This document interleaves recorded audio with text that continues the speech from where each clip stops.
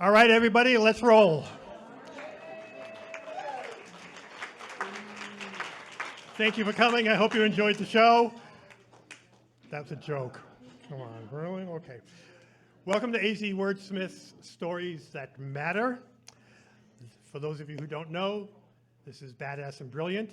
This is our 2-year anniversary. So we are entering the terrible twos, so next year should be quite something else. We don't know what yet, but we'll work it out. If you haven't figured it out, we've got a lot of stuff kind of going on right now with this particular show. So there's still a little bit of nosh out there if you want. There's the cake that'll be cut at intermission, and there's the 50-50 raffle that obviously we get half, and it helps support these kinds of efforts. And somebody else lucky out there is going to walk away with a handful of cash. So whoever it is. And if you want to split it with me, I'll make sure I pull your number. Okay. First, let me say how many have been here before? How many are repeat? Wow, that's awesome. Thank you for all your support over the last couple of years. When we decided to start this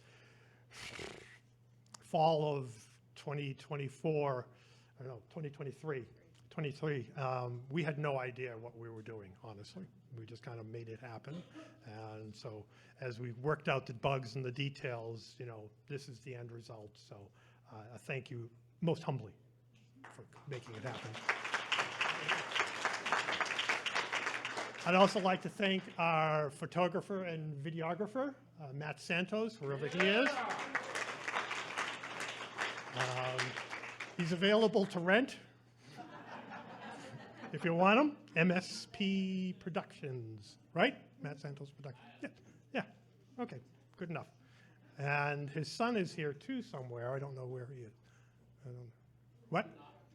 He's doing audio? Okay, he's around here somewhere. I don't know. Whatever. Thank you, Anthony. Doesn't matter. Thank you, Anthony. I'd also like to thank Liz back there. Most of you know her as the program manager here at the Elks, and without her support, obviously, this wouldn't be happening at all. So I thank her for her times. So, anybody here seen our promotional materials out there? Just a quick show of hands. Anything in the local newspapers, Prescott Now, anything like that? A few of them. Okay, obviously not worth the money, so off it goes. That's Facebook? You guys, lots of word of mouth? Newsletter? Okay, we're getting there. Okay, so, and on that happy note, did anybody get our first newsletter that went out this morning? No? Okay, well then I suggest that you sign up for our emails because you're not getting our newsletter. Where's Sarah? Oh, there you are. Sarah Wolf there designed and implemented and sent out our first newsletter, AZ Wordsmith, Stories That Matter. Happened this way. So, yay. So it tells you all the kind of storytelling happenings in our world that hopefully interest you in your world. So, okay. So what we doing today? We're going to listen to some stories. So normally you know the routine where we have a theme that people talk about loosely for the stories. We're not doing that this time. This is kind of, what would you call it? Just potpourri. Okay, we'll work with potpourri. Yeah, thank you. There is no theme to these stories, so there's not going to be a consistent storytelling theme as you're normally used to. So it's going to be a little different on the program.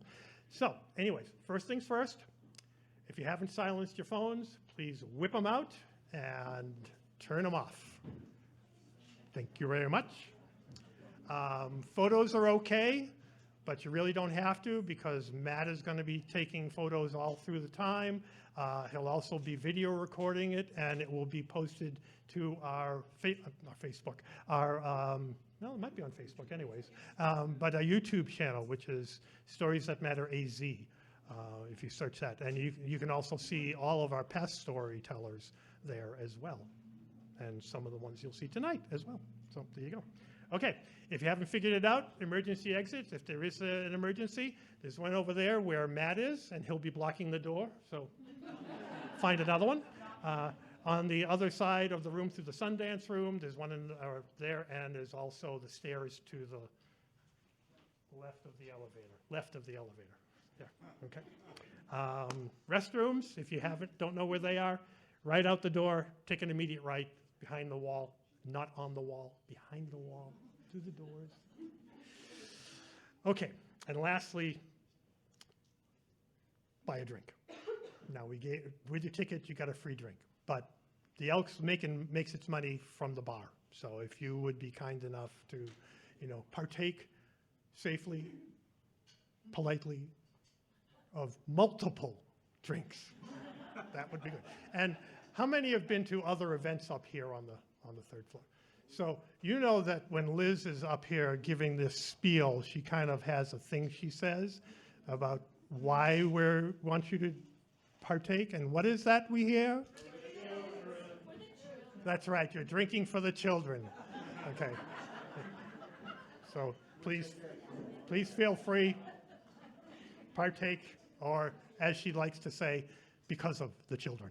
So, okay. Why are stories important? And I'm going to roll through this because this is a lot for me to memorize and I didn't do it well. Stories foster compassion and understanding. They help people appreciate the complexities of the human condition, I think. And they recognize the shared humanity that we all have. Stories convey our sense of right and wrong and our organizational culture, the expectations we set for ourselves and others that we know. Stories shape our worldviews, our concerns, our fascinations, and our lives in general. Reynolds Price once said, our need to tell and hear stories is essential. Stories are second in necessity after nourishment, before love and shelter. We can survive without love or home, but rarely in silence. So today we're going to hear 6 stories, and there will be quite a variety.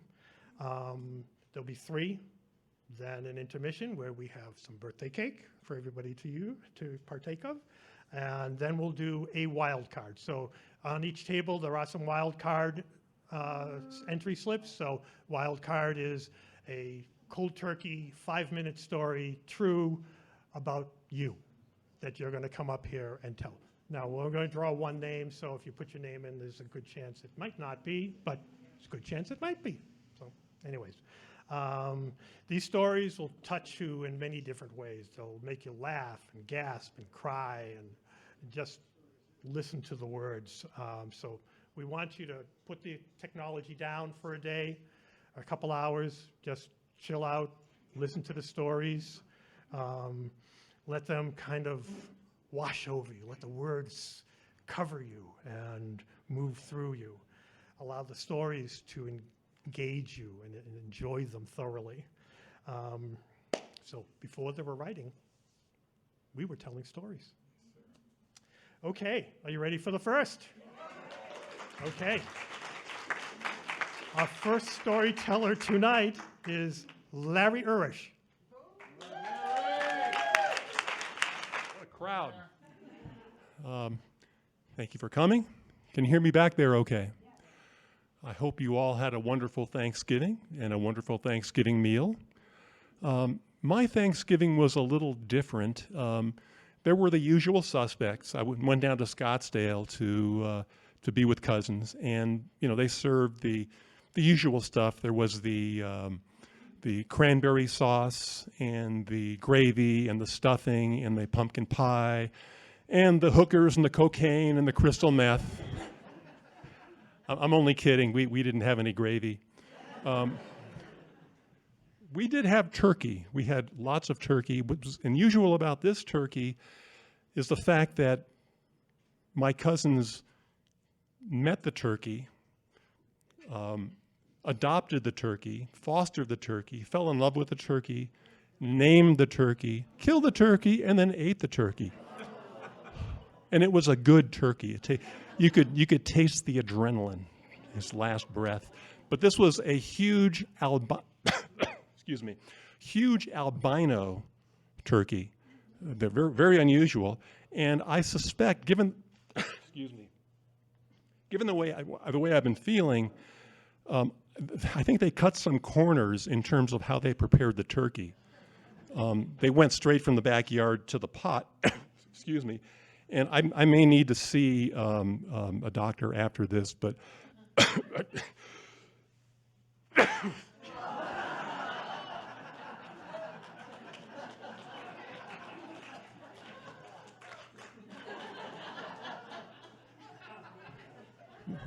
well, now I feel better. I'm glad I got that off my chest. In case you haven't noticed, I'm a bit of a prankster.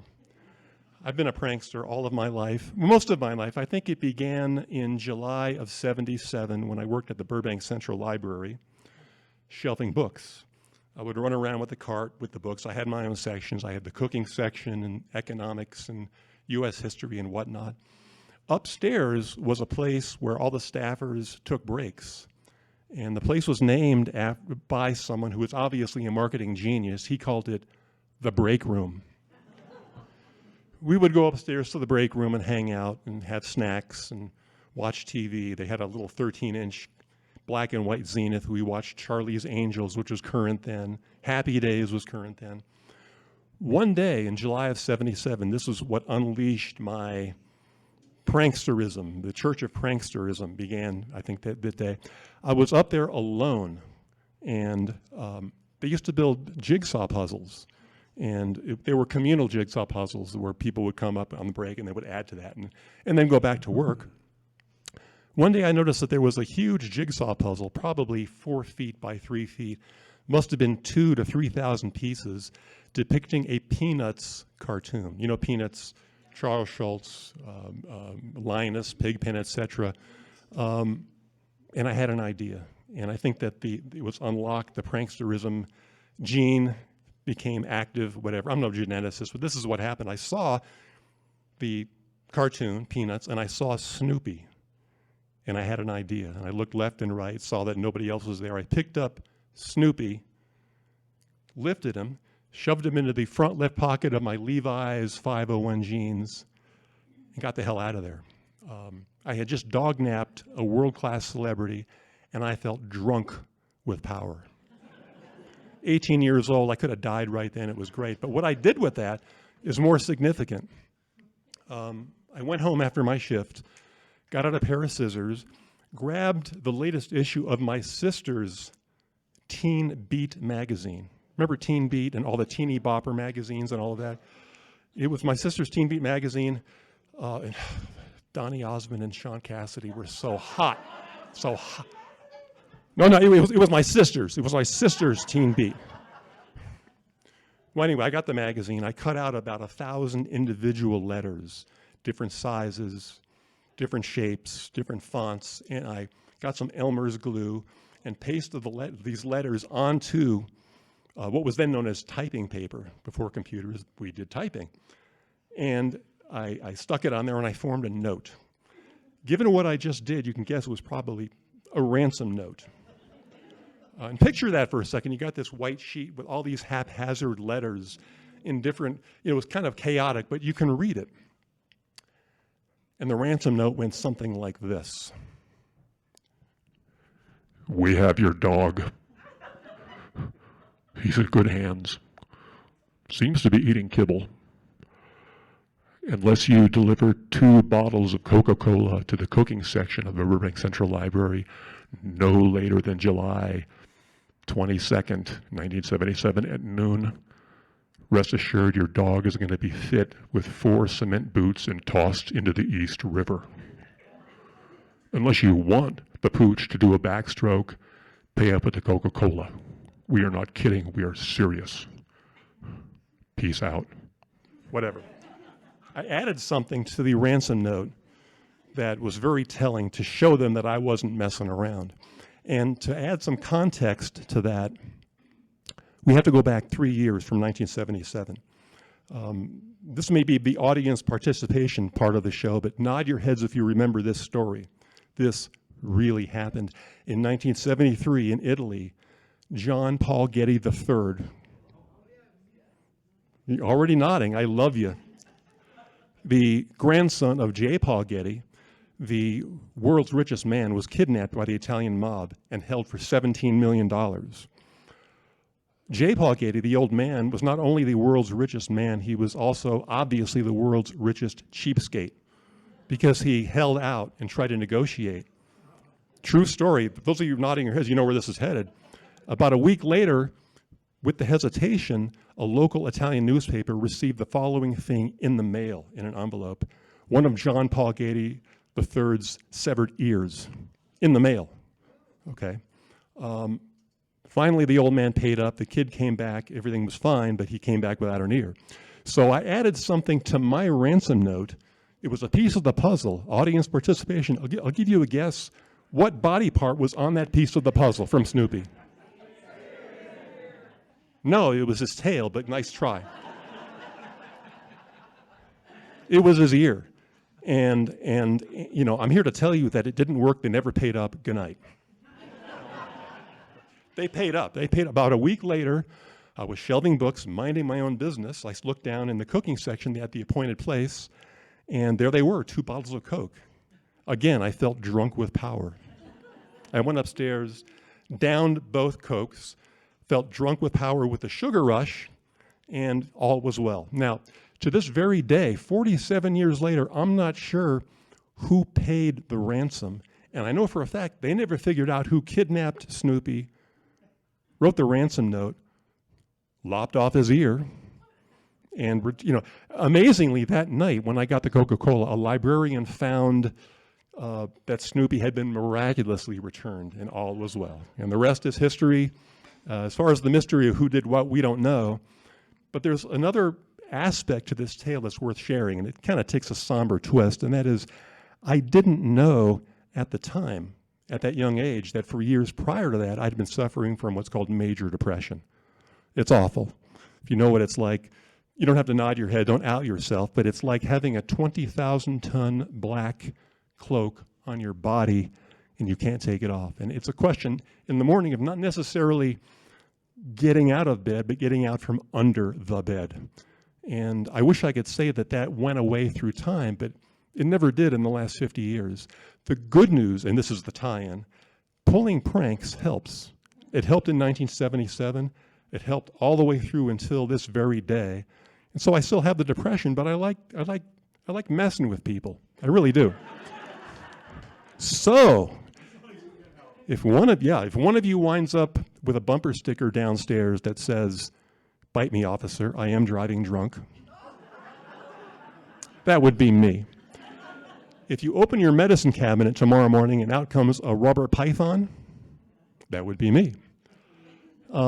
If you bite into a jelly-filled donut and discover, no, it's filled with hot Tabasco sauce, first of all, you're welcome. That would be me. And finally, this is the bizarre one.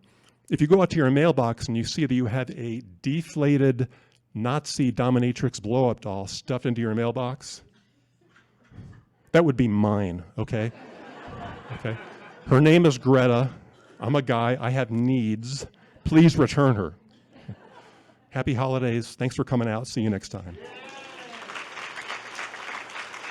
When Larry first told that story to us, we had no idea about the feathers. He actually pranked us. And we loved it so much that we wanted it to stay. We don't normally do stuff like that, you know, bits, but it was just so part of the story you couldn't do it without it. It was just perfect. It was just perfect. A testimonial from one of Larry's friends, which incidentally, before I say this, Larry is a regular at open mic, the AZ Wordsmith open mic, which is the second Wednesday of every month in the Sundance. No, it's here now. We do it here. We grew, so it's here now. But he tells wonderful stories, and he's funny as hell. A great writer. He really knows how to connect people and stories, and of course, he is funny. He is funny, as you got a taste. Larry is a semi-retired freelance writer. To see some of his essays online, and including a more detailed write-up of the ransom note, simply Google Larry the Positive Pessimist. So we asked them to answer a few questions before they come on so that we could learn a little bit about them. And I give them a list and they kind of go through it. They answer whichever ones they want to. Larry didn't, he just gave me answers, so I don't know what questions these go to.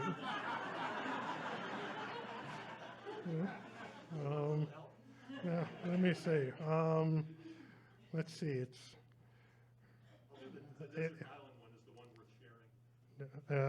What would I bring on a desert island?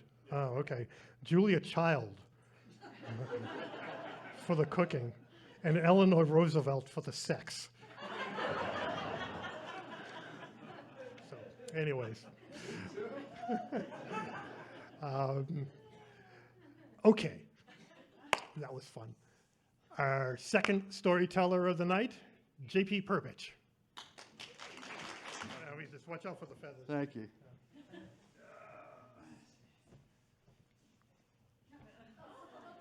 More butter. You're going to baste it. All right. Good evening. Hi. Sorry about that. I'm JP. Nice to see you tonight. Thanks for coming. Geez, I forgot where it was. Oh, those are Steve's now. Anyway, nice to have you with us tonight. I was a child of the 60s. You know, back in the 60s, parents didn't supervise. No, they just trusted natural order and Darwin. And, you know, in the 60s, we weren't forced to wear helmets or seatbelts, or there were no car seats. They just threw us in the back of a truck with a lawn chair. And in the 60s, sunscreen hadn't even been imagined yet. My mother and her friends, they would slather baby oil all over their bodies. It was an open invitation to UV rays. We did crazy, risky, insane, stupid things. But somehow, excuse me, well, I got the feathers. I think I got it. No, there's one more. But somehow we survived. You know, we used to actually have to look at the hands on a clock in order to tell time. And we didn't have iPhones, we had landlines. And we did things like, well, we dug caves in our neighbor's backyard without him knowing, of course. And we dug this one cave, the three of us, and we dug it like 15 feet back into the hill. But my friend, who eventually became a civil engineer, he decided that it would be more stable if we left some kind of support. So instead of using wood, his idea was, let's just leave a dirt column in the middle. It's actually pretty smart. And I was elected to be the first guy in there. So I crawl into this thing, and I'm trying to work my way around this column, and I got stuck. And I am screaming for help, and they're just laughing outside. And I was in there for like hours. And I'm sure they were concerned about my welfare, but I think they're a little more worried about our work of art. So anyway, that thing caved in months later, and luckily we weren't in it. I remember my parents, for Christmas one year, and some of you will remember this. Again, we'll see some nodding heads and some quizzical looks. They bought me this thing called a flexi. Now, a flexi was a sled on wheels, so you could ride on the land. And you would lie down on it like you would a sled, right? And it came with some safety features, like in order to steer it, it had this sort of set of handlebars, right?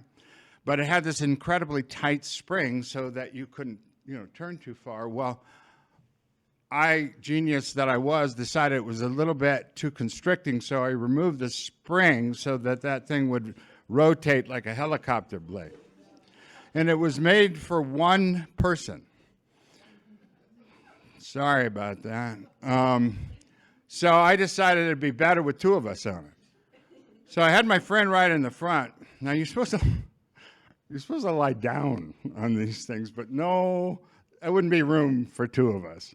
So he sat on the front with his feet on the steering device, and I was behind him with my back to him with my legs outstretched, and we launched that thing down a steep incline into oncoming traffic doing 40 miles an hour.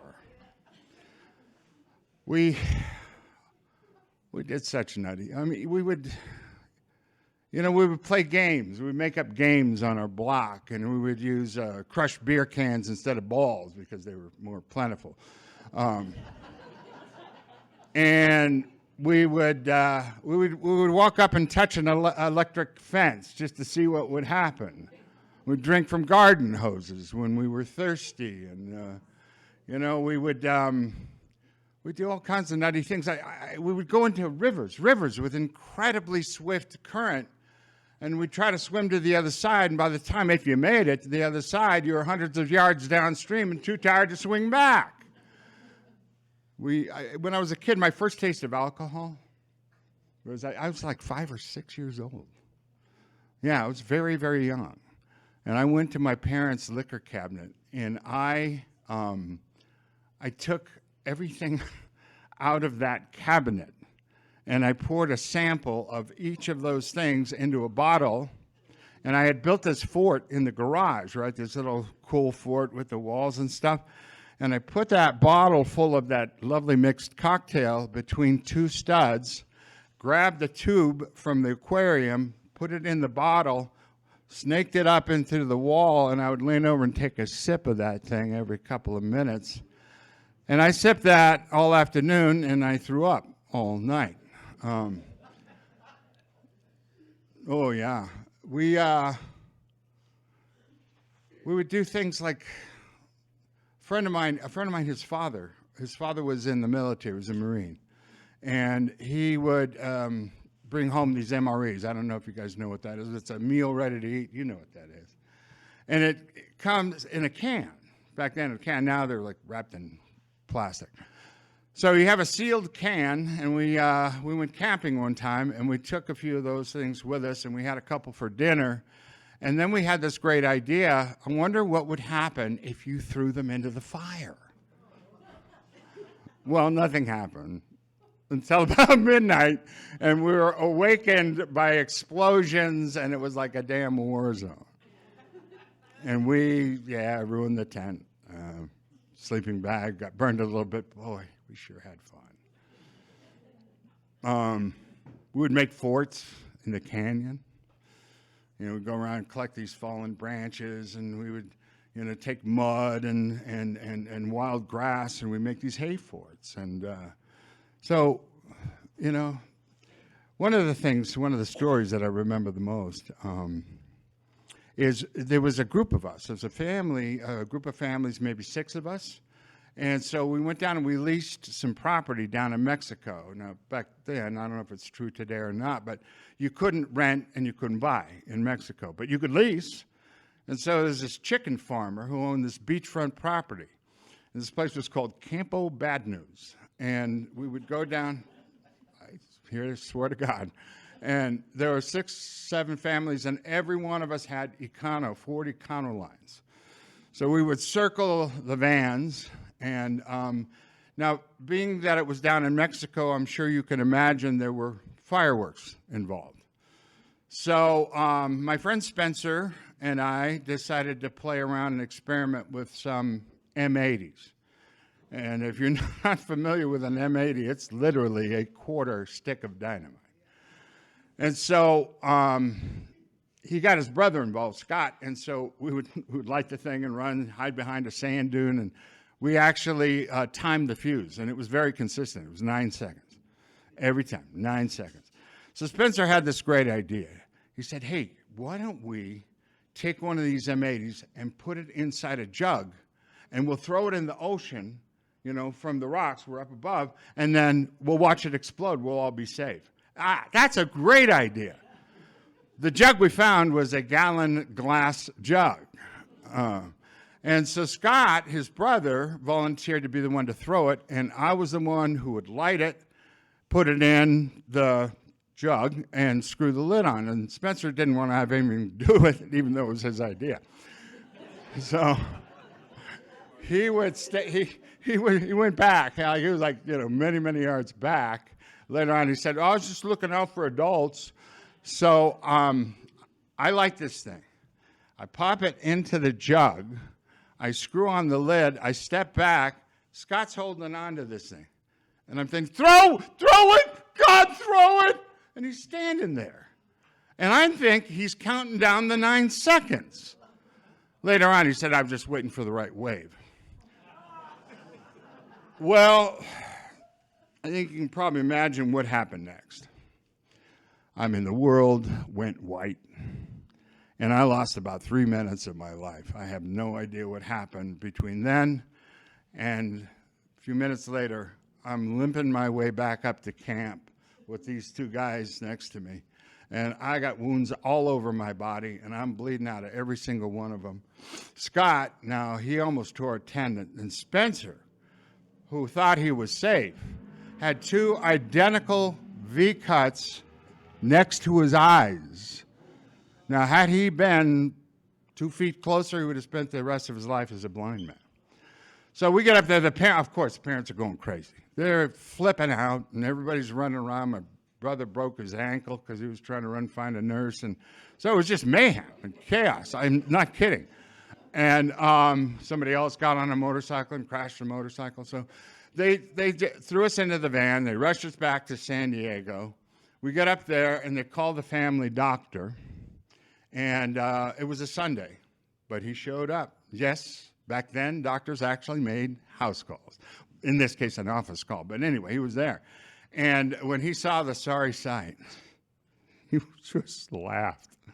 He just laughed at us. And I don't know how many stitches later, we left his office, and I know that Dr. Hannah somewhere has a picture of 3 wayward boys wrapped in bloody towels. So, you know, I don't want to over-romanticize those wonder years. No, seriously. I mean, it wasn't all, Hallmark cards and flower power. I mean, shit happened. Bad stuff happened, you know, from taking those ridiculous risks. I mean, 3 of us almost died on a beach in Mexico from doing that kind of crap. And we would end up with concussions and broken ribs and near drownings. And, you know, I get it. I get how different things are today. I mean, hell, if I had a 5-year-old kid today, I'd force him to wear a helmet just to brush his teeth. But you know what? I wouldn't trade it for anything. Thank you all. Thanks, JP. This is the second time JP has been up here to tell the story, and does a really nice job. He came to us from California a long time ago, and is in the okay, how many from California? Come on, let's see it. Yeah, right. Okay, so okay, just the way of the land.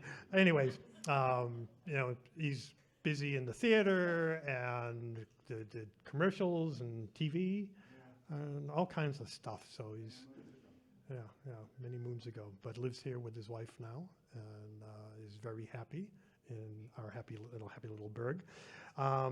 So I asked him what he wanted to be when he was 10 years old. And he said he wanted to be a football player, which is, okay, that's fairly normal, I think. Football player, fireman, policeman, doctor, whatever, Indian chief, sure, yeah. One of the stranger things when I asked him was if he could be in a Hollywood movie and who would he want him to play himself? And he said himself, that's self-defeating. You know? Well, doesn't help me. Doesn't help me at all here. Anyways, so let me see. What else did he say? If you could lead a parade through your office, what type would it be? It would a big brass band followed by a herd of stampeding buffalo. And that would be typical, yes. And the last question was, what would the title of your autobiography be? And what was the title of your autobiography? You don't remember? No? I do. Okay. Who the hell cares? Okay, okay. Thank you, JP. Our next storyteller, Hans Horning. Yeah. A couple of weeks ago, I had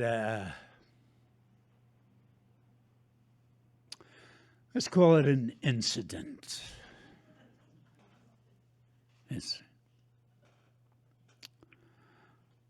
At the time, I just blew it off. You know? Just said, yeah, this is due to old age. I'm old. I understand that. But I want to say this on behalf of my fellow older folks. When you're old and you know that you're old, okay, that means that you have gone through the denial stage. Yeah. That's when the mind keeps saying to you, you still got this. And your knees keep saying, you ain't got shit. You know? And of course, the knees win the argument. Oh, yeah. But look, that doesn't mean you shut things down and turn off the lights. Like this incident I had. The more I started to think about this incident, I thought, you know, this was absolutely predictable. Matter of fact, it was so predictable that I'll bet it happens thousands of times every day in the United States. And if I'm right about that, then I ought to tell this story about this incident because it may save some of the guys, some of the brotherhood in here, may spare them a little pain and agony.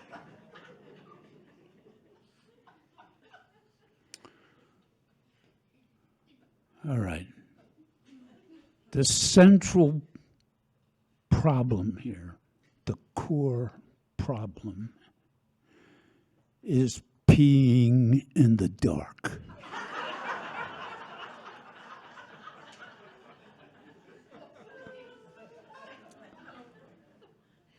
Think about it. Think about it. Peeing in the dark is a problem.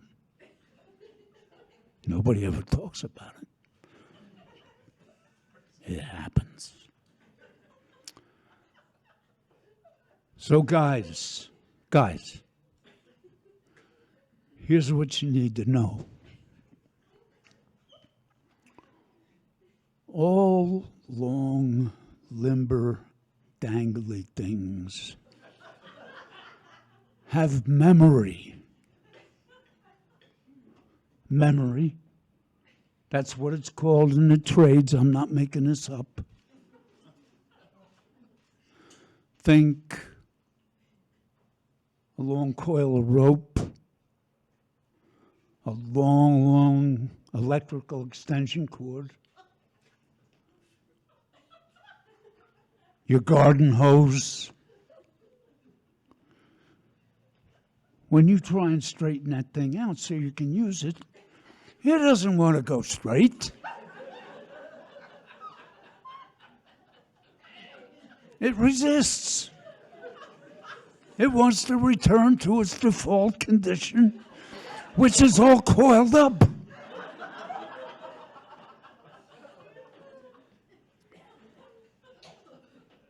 Now, guys, your long, limber, dangly thing is no different. And when you get up in the middle of the night to go, if you expect that thing to shoot straight, you are seriously delusional. Delusional. Now, I want to spend a little time with the ladies here, okay? This is important. Ladies, when your man has a incident,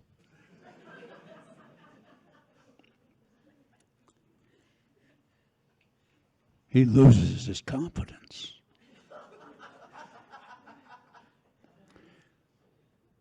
He realizes he can't trust his equipment.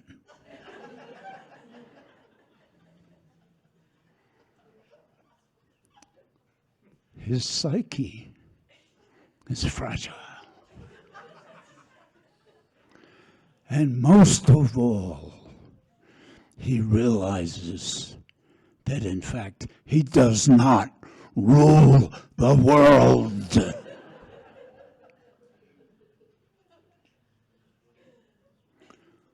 So ladies, the next morning when you get up and go in the bathroom, comments like, "Oh, this gives carpet bombing a whole new meaning." Comments like that do not help, okay? Ridicule is not constructive. All right, now, guys, here's what you can do. Here's what you can do. And because this is a conversation amongst guys here, I'm going to use guy talk. I'm going to talk to it in terms of golf.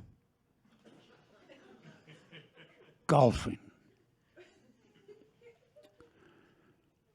You got to determine whether yours has a draw or a fade.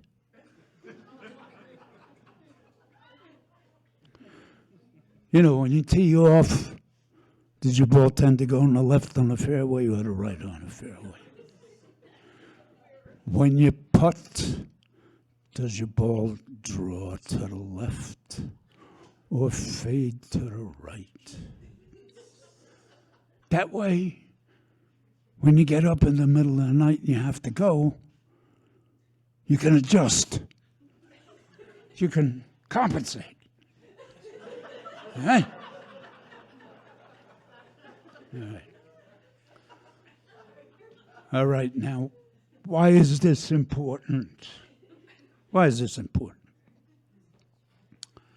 And no, it's not just important because every time you get up in the middle of the night,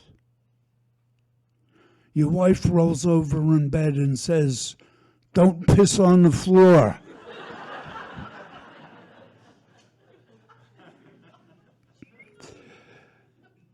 No. The important thing is when you're standing there, barefoot,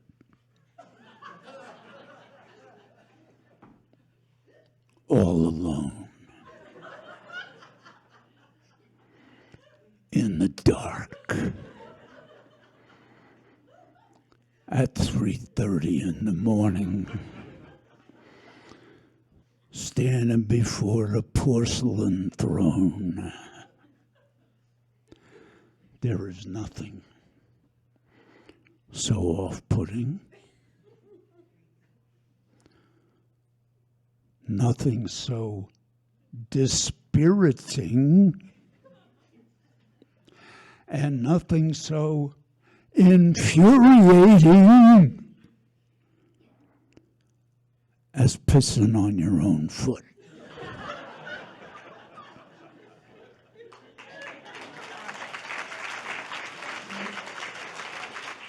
Well, you see, okay, there's an example of what happens when you don't have a theme.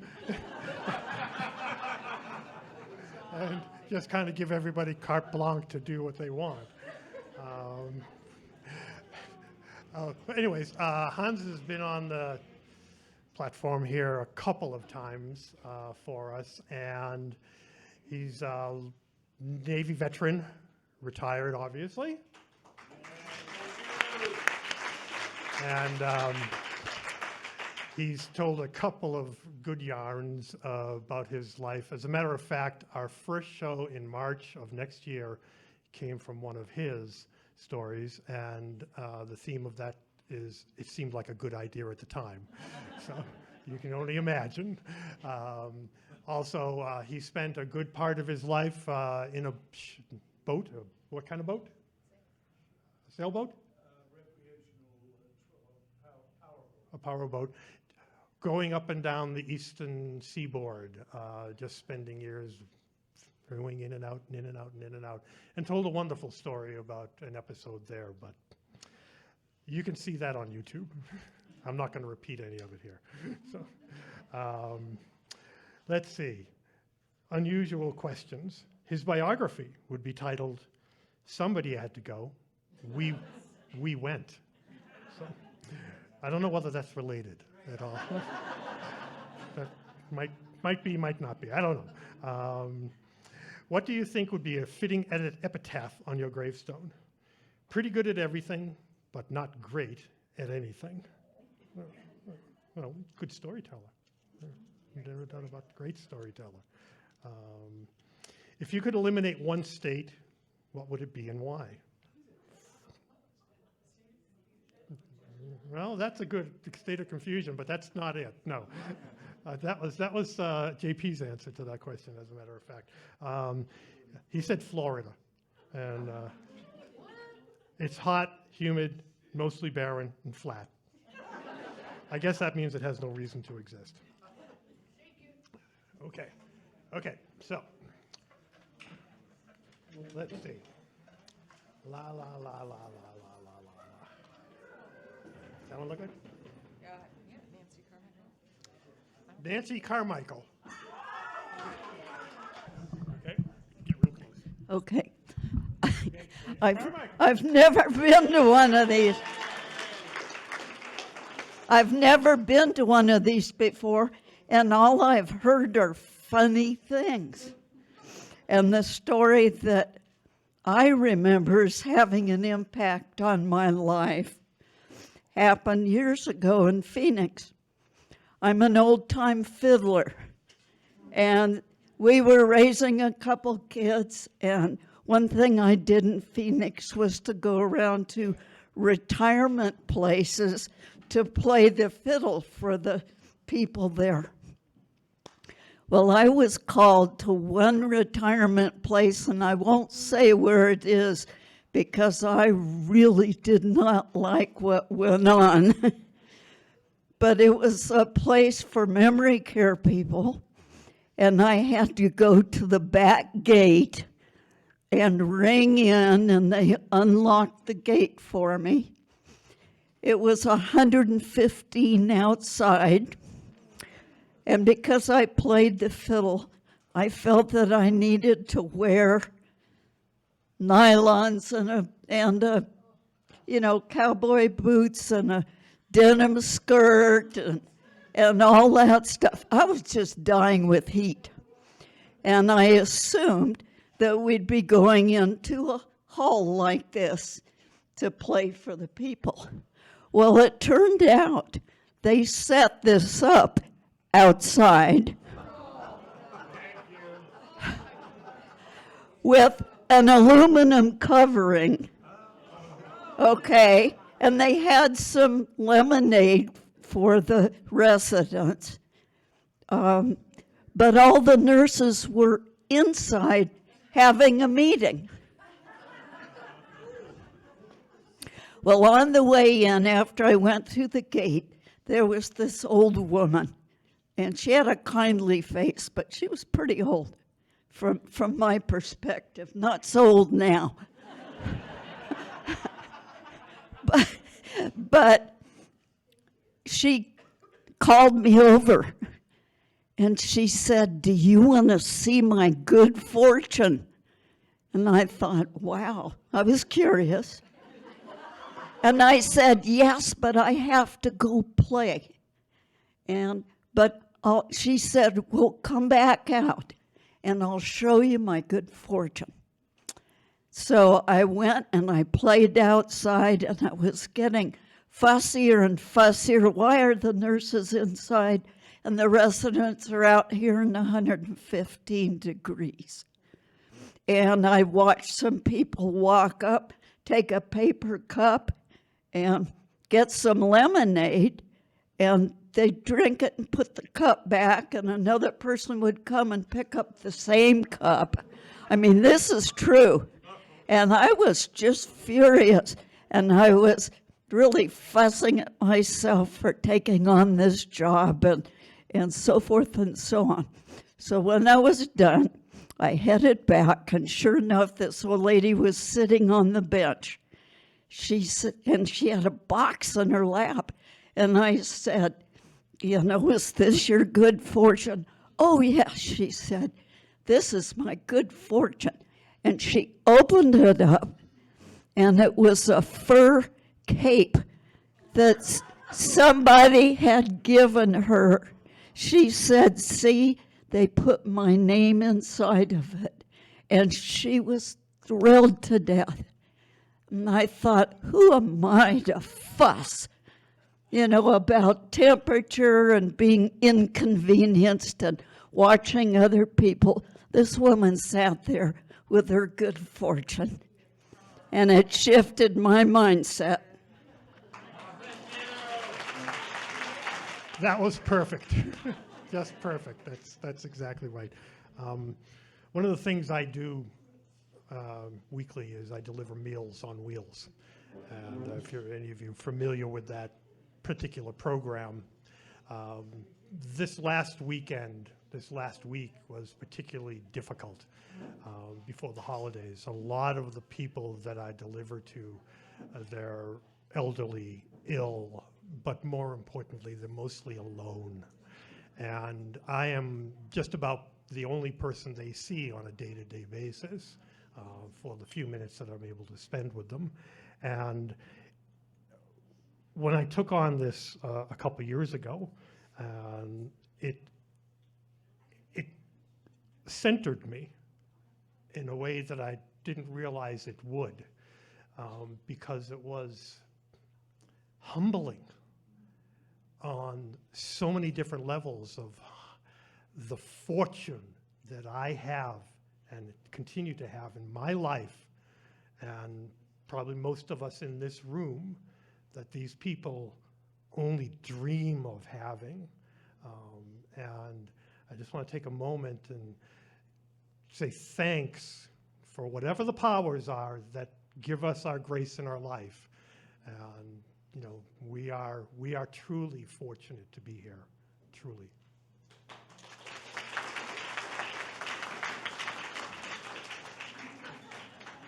Okay, our next storyteller, Mallory Gish.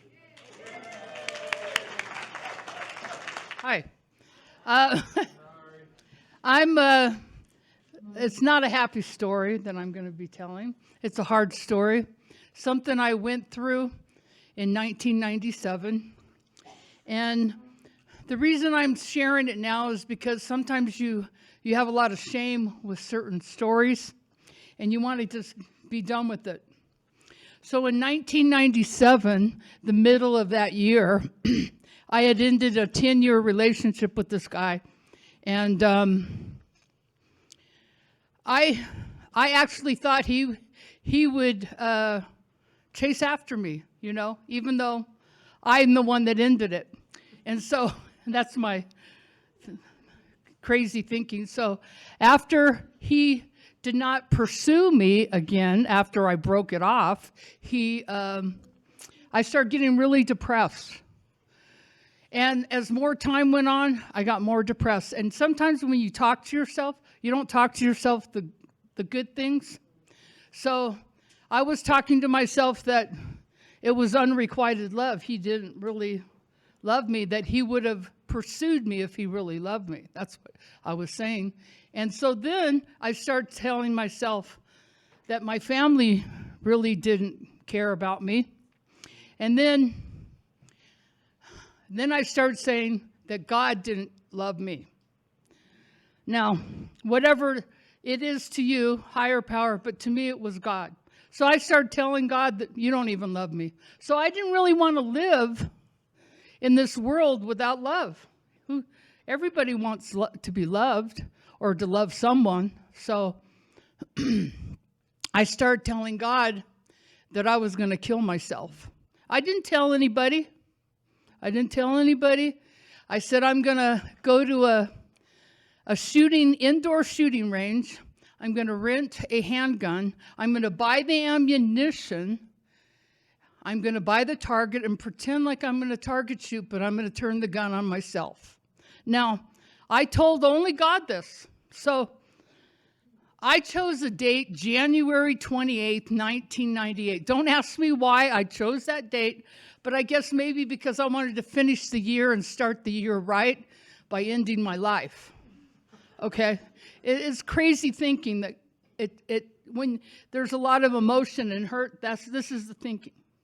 So as 1998 came, and now we're in January here, it's January 28th, 1998. I told God that morning that when I go to work, I was a school bus driver part-time, I'm going to go to the shooting range and I'm never going to be here again. I'm going to end my life. So that morning at 5 a.m. in the morning, that's bus driver hours,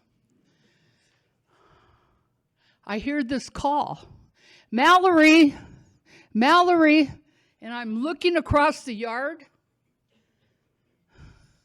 and I said, Minerva? She's like, come here. So I go over to Minerva, and she says to me, Mallory, for the last 3 nights, God has been waking me up. She says, he wants me to tell you a message. And I'm like, God told me to tell you that he loves you and not to take your life. Now, I didn't tell anybody that story. The only person I said was to God. In my, whatever that is to you, I was speaking that to him. And here she spoke this to me. I said, how? How do you know this? She goes, God has been pressuring me, and he said I had to tell you today, no matter what. January 28th, 5 a.m. in the morning, 1998. And she said, Mallory, my shame, my pride, my hurt was because I was going to do that to myself. And he used me to speak to you. But I didn't want it. It took 3 days before I gave in and decided to step out of my comfort zone and tell you what God wanted me, what he wanted me to say to you. And I said, in my mind, I'm thinking, how do I process this? I'm getting ready to pick up a busload of kids. I start crying uncontrollable, like a child cries, where they're just They can't control it. So I ended up calling off work. I went home. And I could not stop crying. I just kept crying and crying all day long. I just seemed like I cried. So did I turn to God? It was a pivotal thing, that moment.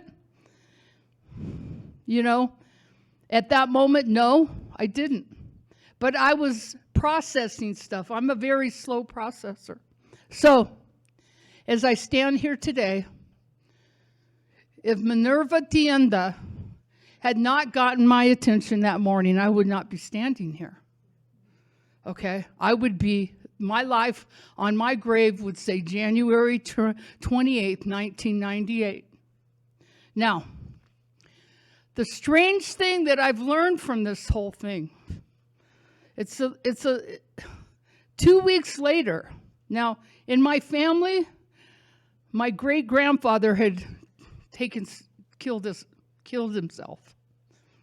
So my mom's brother, 2 weeks later, took his life.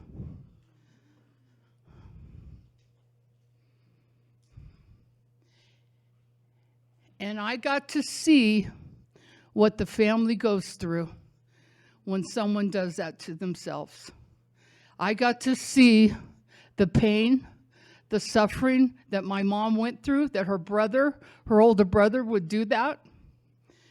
And I can think of years later that my mom was still questioning that years later. So the other thing is the pain and suffering that a person goes through. You don't even know. I'm looking out here and I see a bunch of people, but you don't even know what people are walking in and what they walk into every day, you know? And depression is really real.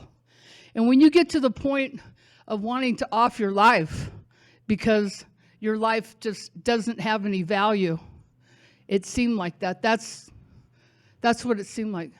But the lesson I learned here, the other lesson was someone up there found me significant enough to use someone else to say, I love you, and I don't want you to commit suicide. So the other lesson is life is not easy. And have I ever thought about suicide after that? Well, I've been depressed 2 times as much as that in my life, when I lost my father and when I lost my mom. I had that level of depression. But I said to myself after that experience with my mom and seeing what she went through, I said, I just can't do that. I just got to plow through all the stuff that we go through and continue living. Well, here I am today. And guess what? The world is a better place because I live in it. That's it. So Mallory was a school bus driver for many years in Los Angeles, in the Valley. Actually not too far from where I lived in the Valley. And one of the stories we're familiar with is she, at one point, is directly responsible for saving dozens of children from a terrorist attack who was targeting the school buses then. And she saw him, identified him, thought something was suspicious, and ended up, alerting the authorities and saved those children.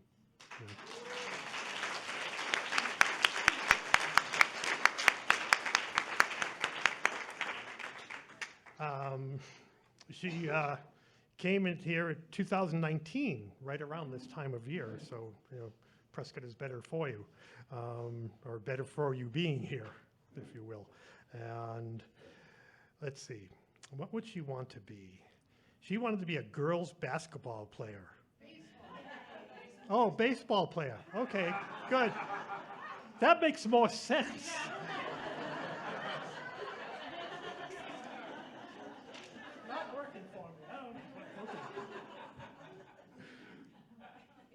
apologize for that.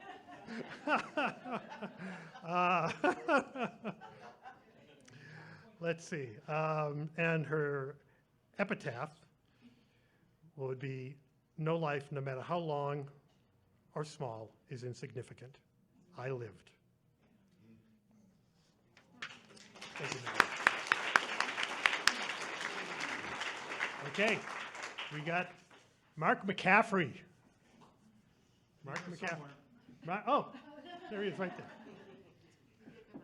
It's a family connection. I just want to start before you hit that timer and say thanks to my sister and Steve. Okay, I'm visiting from LA.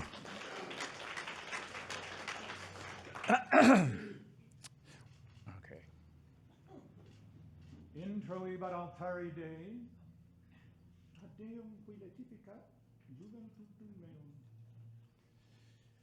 What you just heard was the opening of the traditional Catholic Mass in Latin. That was the priest, for starters. He says, I will go, in Latin, he says, I will go unto the altar of God. And the altar boy says, to God who is the joy of my youth, and that was me. 10 years old, 11 years old, 12 years old, 13 years old, until I outgrew it. Went through the Catholic school system into high school, into college. In college, I sort of majored in Spanish. I went to Spain. I came back, kind of a hybrid beginning, kind of a Spanish hybrid kind of guy. Got myself a master's, got myself a doctoral degree. I'm a doctor now.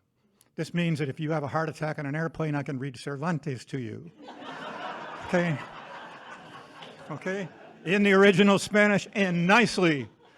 Or I can suit the literature to what I think you may need, because I'm a doctor. But now I'm an academic. I'm a professor of Spanish now, teaching young people the same dialogues I learned, or similar dialogues that I learned in the language lab long ago.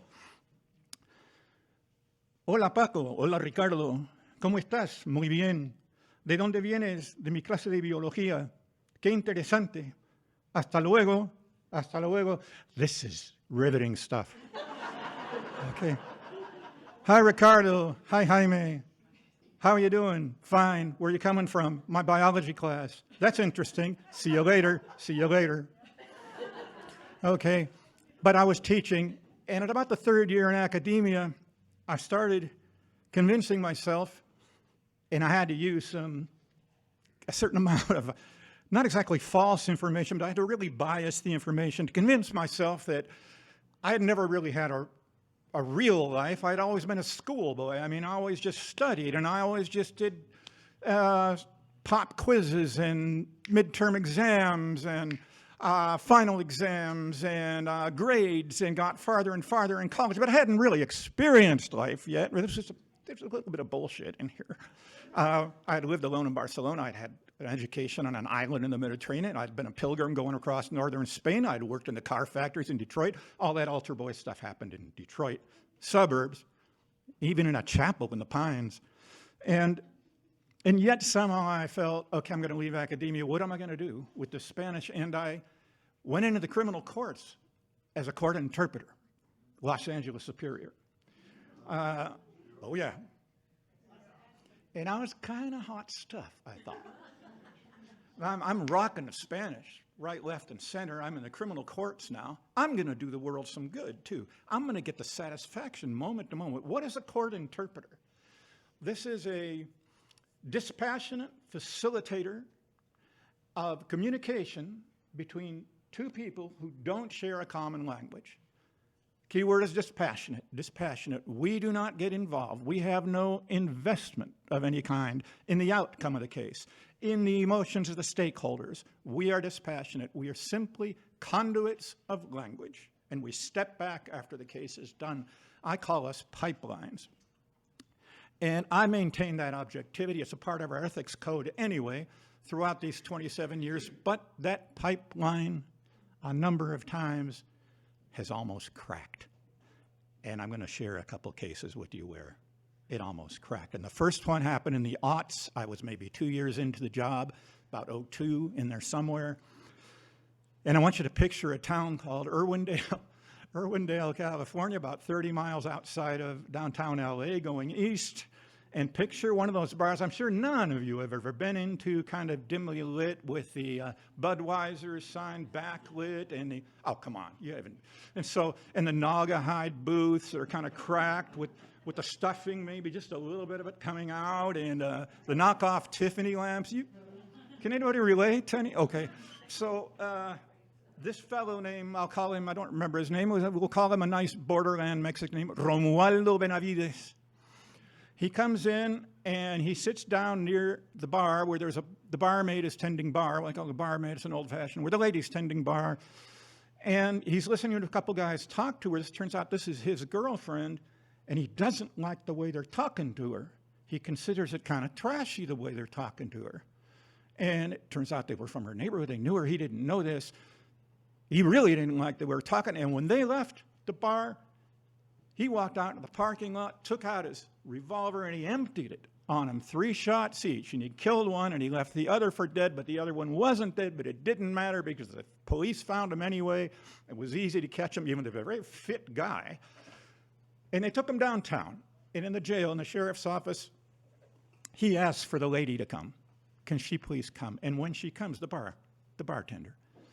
And we have this on video, and I'm in the courtroom interpreting this for the jury, what's being said in the video. He pours his heart out to her. He kneels down. I did this for you. Si todo lo hice por ti, mi amor, si yo no quería soportar que esta gente... I couldn't stand these kind of people talking to you like that. You're my love. You're my lady. You're carrying my baby. I can't stand this. I had to do what I did, and I did it for you. And I'm thinking, I was liking this guy a little bit, and I'm saying, Romualdo, man, this is degraded chivalry. This is not right, man. Couldn't you have just like maybe fixed her roof for her and fallen off and broken your leg or something? You know, and then when she would come to you at the hospital, there you would be, and you could have said all those things and it would have been true. You say, I would even break my other leg for you, my darling. Romualdo was probably an old man by now. This was 2002. And the second time the pipe almost, what I just described to you is what I was thinking inside as I'm interpreting dispassionately and objectively for the jury. Okay. Second one is a little fresher in my memory, a little more recent. A few years ago in Alexandria, East Alexandria, Virginia, I was hired to do a gangland murder trial. 5 defendants, young men, handsome men. Now their lawyers had them all dressed up in suits, and they looked very good, and their hair had grown, and they looked really like handsome young men. And what had happened was they had joined a gang, and they were told by the shot caller in a horrible prison in El Salvador that if they really wanted to rise in the gang and prove their manhood, that they should do something very bad. And he explained to them there was a young boy who they could lure to a place. Yeah, and they could lure him to a place, and they all had their knives, and I don't have to explain the rest. It was the most horrific thing I've ever interpreted for. And every morning coming into court, these boys, the judge's bench is here, and over here is a window just like that one, even bigger, and the court clerk, before the judge ever comes out, she presses a button here on the side, and the curtain electronically goes up, and the sunlight of Virginia floods in the courtroom, and there's a big tree out there, and it's very beautiful, and these boys' heads all turn, and they look out that window, and I'm like, this is getting to me. The pipeline is going to break. They know they're not going out there for a long, long time. And I'm interpreting for them, and I'm listening, and their attorneys are these very eloquent. I mean, it's as if Martin Luther King and Clarence Darrow had come back from the grave to speak for these boys, and they're speaking beautifully, and I'm interpreting it well because I've been to school, and I mean, I've been to Spain, and I'm saying, thank you, Spain, thank you, Argentina, thank you, Chile, thank you, Mexico, you gave me all this wonderful Spanish, and now I can do this. These boys don't care. I'm interpreting for them, you understand? They don't care, but I have to do it. And all I can think of is that in the case of Romualdo Benavides from borderland Mexico, this was all man and no boy. This was a man who believed that what a man has to do is go kill a guy who's talking away to his lady that he doesn't like her talking, and so he's got to go kill him. And these boys, on the other hand, are all boy and no men. They had no Sister Martin Mary like I did, organizing their little cassocks so they could be good altar boys in time. Okay, Marky, this week you ring the bell and give communion, and your partner will light the candles and snuff out the candles and take the cruets and pour the water and the wine. And then next week, whatever, and you had no, they had no Coach O'Connor saying, if you want to play soccer in 8th grade, you better learn to handle that ball a little better. And you know, you've got a real gift for something. Let's bring you along. No, these boys were boys lost in an Anglo world, and they were easy prey for the gangbangers. So I just wanted to share for you the difference between the dispassionate facilitator of communication between two people who don't share a common language and what's going on inside the pipeline sometimes. And man, it almost burst. Thank you.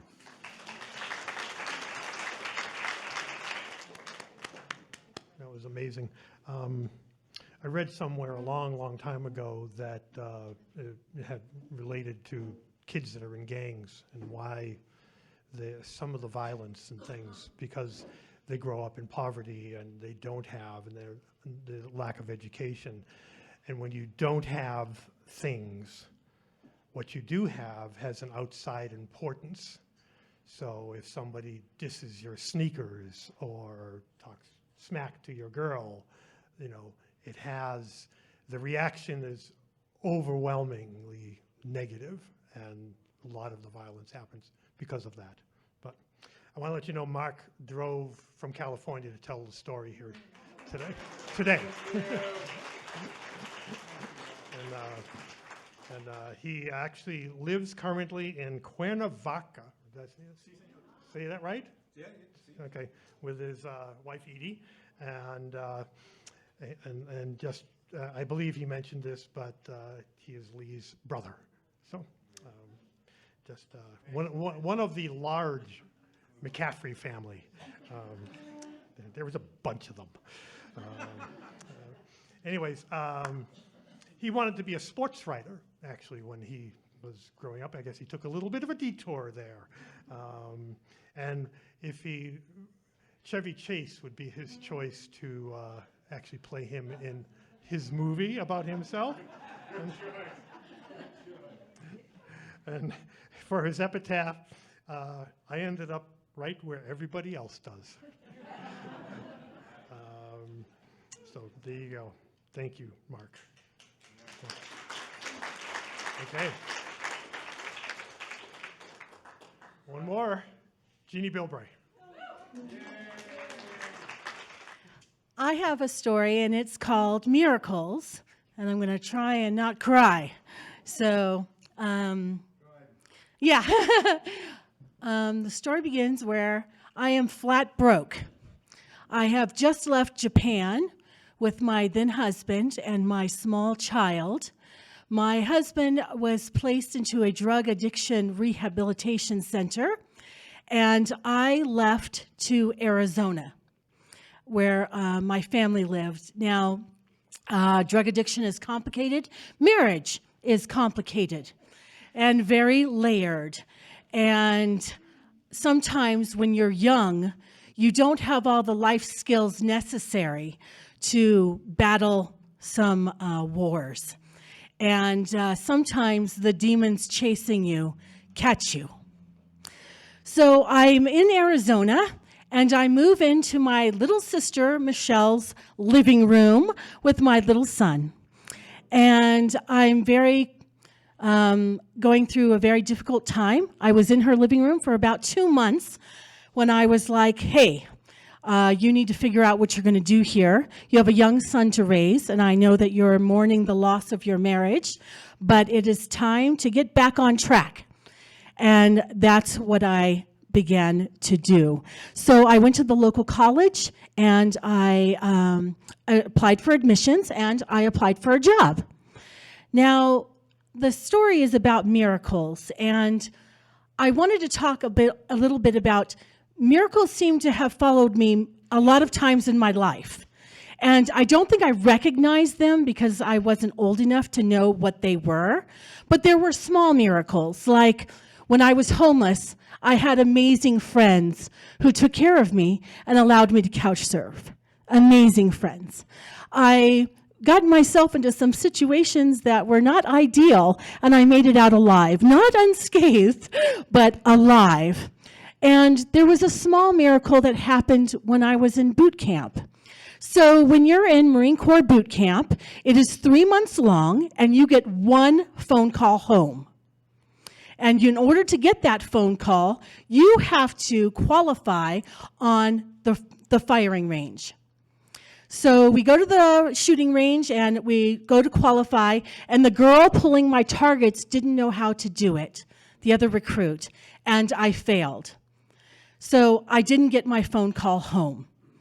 Now, usually you would have to fall back to a later platoon, but my drill instructor said, we're going to give you another chance, and I went up to the firing range and nailed it. So I got my phone call home. So that Saturday, they take me down to the phone booth, and I get to make a phone call, and for some reason, I was like, call your sister Darlene, my oldest sister. And I was like, okay, voice, I will call Darlene. And I call her, and she answers the phone, and I immediately start crying because it's the first voice I haven't heard, and it's not yelling at me, telling me to do push-ups. So I say, hello, Darlene. Hi, Darlene. I'm so glad to hear your voice. I don't know if this was a good idea. And she says, I'm so glad to hear your voice. I know you don't know this, but it's the morning. I didn't do it. It's the morning of my wedding. And I knew she was getting married, but you have no concept of time in boot camp. And I had no idea that that was the day. A small miracle, but one that stayed with me all of my days. Obviously, it still touches me. So anyways, let's go back to Arizona. I'm in the living room. And when I'm stressed, I don't know about the rest of you, I clean. I get everything in tip-top shape.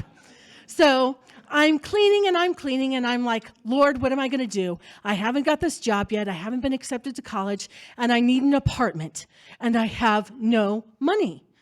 And I'm just like, just clean, it's going to work itself out. So I get my file box, and I'm going through all the papers in the file box and getting them all in order, and I open this folder, and there is an envelope. And I look at that envelope, and something tells me to open it. And my heart is going 100 miles an hour, and I don't know why. And I'm like, why? What is in this envelope? I open the envelope, and there is $3,000. In my hurry to leave Japan and get my son situated into a safe environment, I had forgotten that I had bought $3,000 in traveler's checks, and I had put them away. Miracle 1, I had enough money for an apartment. Woohoo, go Ginney. So the next miracle comes. I get the call from the college. Not only have I been given admission to Yavapai College, I have been given a full scholarship. On top of that scholarship, I would be receiving my GI Bill, which would help pay for monthly expenses. And oh, by the way, you got the job at admissions as well. Miracle number 2. So the only catch in all of this was I didn't have a car. And I was like, Lord, how am I going to get to the car? How am I going to get to get Kyle to daycare? And how am I going to get to school into this new job? So I start calling my friends, and my friend John returns my call, and he owns a auto repair shop, and he says, I've got a car for you. And I was just like, thank you. How much? He says, $300. But here's the kicker. It's a stick. Oh! So just a little context. I not only learned how to drive in Japan on the other side of the road, I have never driven a stick in my life. But I knew the concept of it, so I was just like, bring it over, we're going to figure this out. So close to my sister's house was dirt roads. So I took my son, put him in the car, and I get out to this dirt road. And for the next, until I was on E, I drove this car, figuring out how to drive a stick shift. And that next Monday morning, I got in my car and I drove towards my new life. Miracle number 3. And I just wanted to say, 'tis the season of miracles. I hope that you have miracles in your life, and I know that there are miracles to come. I hope that you share your stories like I shared mine today.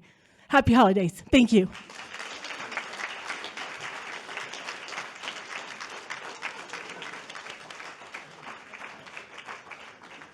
So Ginney is a retired Marine Corps veteran. Yes, kind of amazing.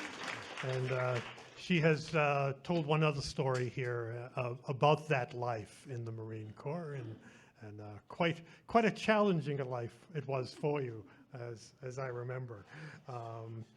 She's worked in the theaters here in Arizona and has appeared in local productions of Into the Woods in Chicago, skilled in improvisation, and worked designing wigs and makeup for theater. She holds a Bachelor of Arts in English Literature and Master of Arts in Interdisciplinary Studies with an emphasis in theater education. Long way from a sofa. And she is the librarian at Yavapai College, by the way. So that 20 years she's been doing it.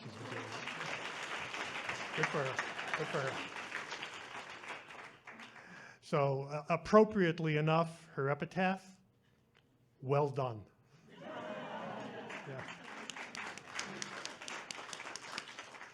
Yeah. And if she could lead a parade through her office, it would be a costume parade.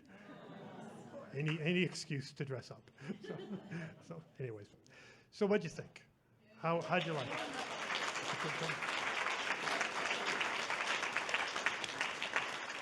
I'd like to first thank the Storytellers above and beyond for taking the time, to spend with us and, ply their trade and come up here and open up the part of their life to you. And of course, thank you for coming and listening to them open up a part of their life to you.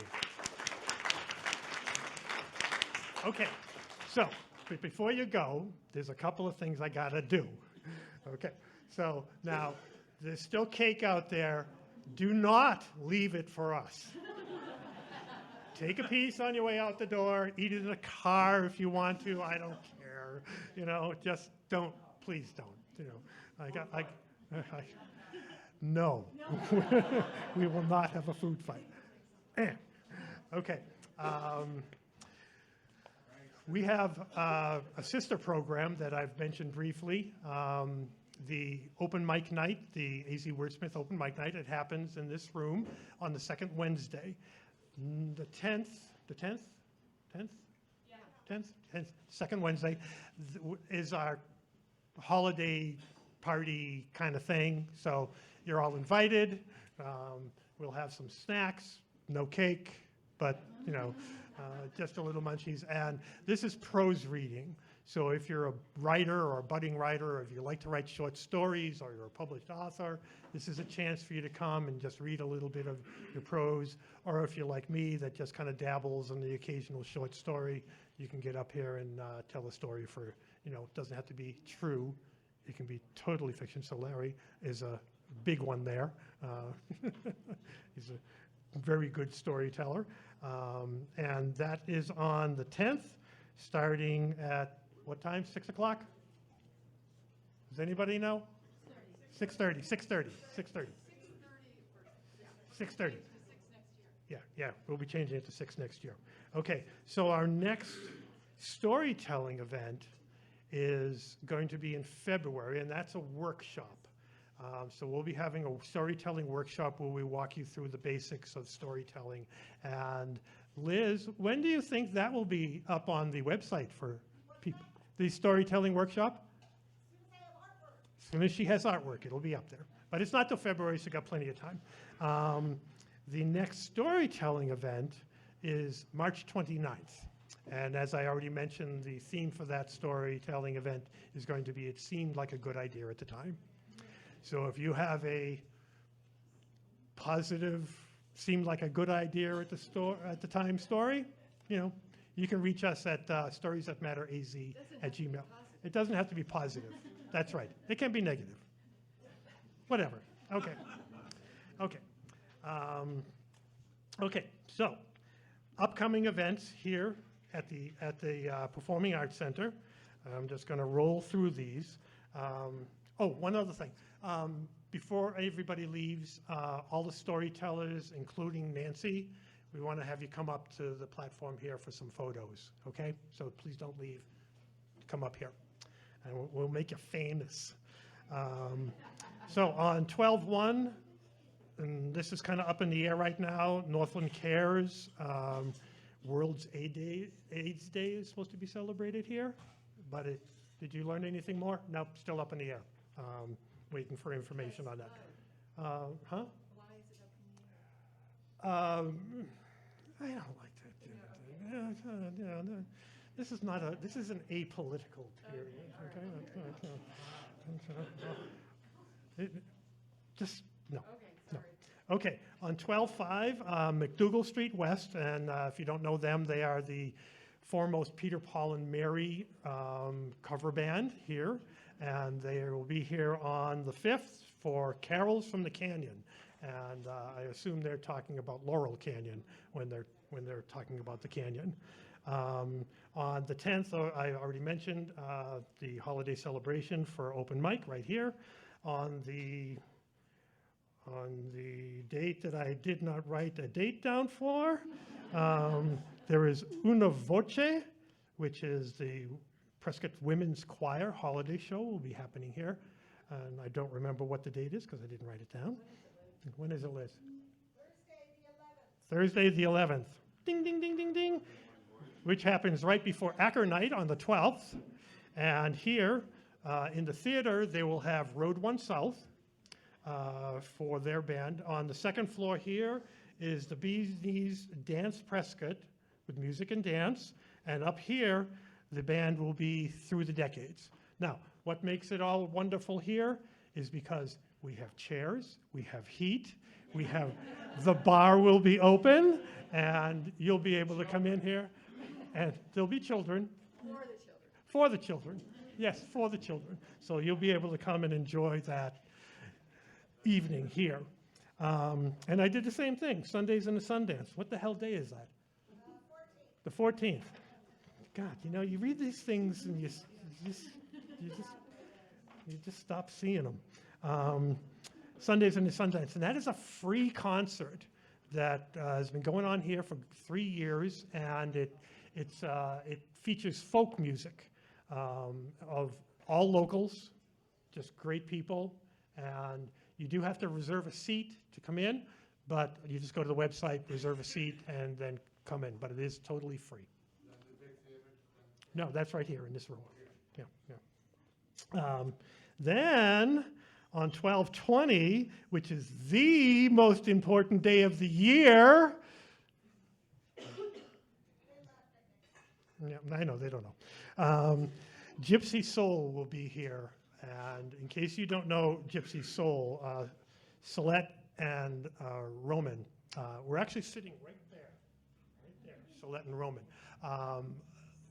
Magnificent, wonderful, stupendous musicians and singers.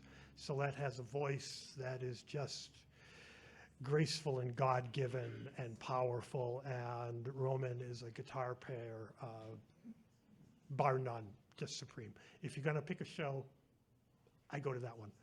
Plus, it's my birthday. You have to go to that show.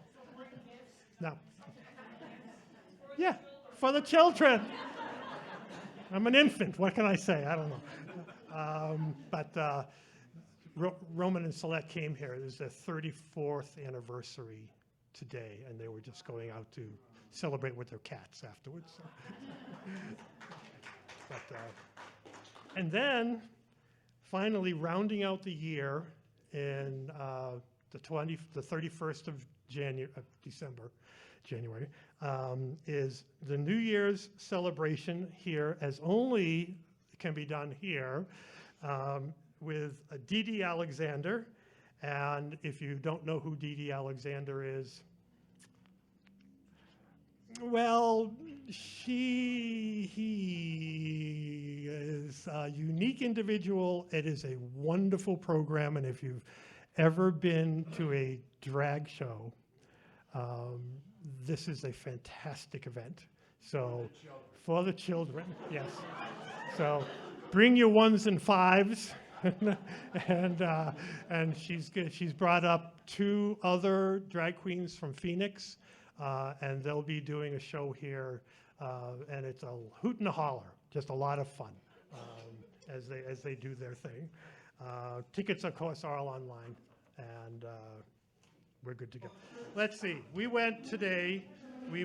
learned survival techniques for life for children, surviving the folly of youth, learning about things that go in the dark. Saved by mysterious intervention. We went on a trip from the chapel to prison, and that found that miracles do happen. A couple of quotes. What we think or what we know or what we believe is in the end of little consequence. The only thing of consequence is what we do. Okay, that was from John Ruskin. Thank you for coming. Thank you. Have a safe and happy holiday season, and be careful.